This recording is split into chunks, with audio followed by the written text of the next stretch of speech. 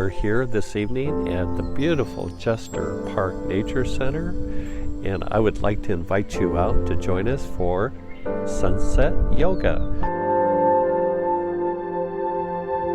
I know the Nature Center and Jester Park are beautiful settings, so we decided to come here and see what it was all about. It's a wonderful opportunity to practice yoga, the mind, the body, the spirit, and to connect with nature. I was looking for a time to relax and shut the brain off, and Denny did a really nice job of taking things slow and just working us through and really bringing attention to how busy our days can be and how our minds just go, go, go, and all that we absorb throughout the day. So he did a nice job of slowing it down and really releasing our day.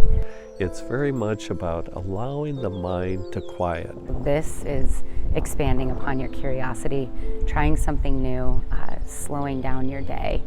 As we move into our stretches, as we move into the different poses, we start to experience the essence of who truly we are, with a mind that's quiet and a body that's relaxed. I feel like I can actually relax tonight and like lay down without thoughts rushing through my head because I had some time to slow my day down.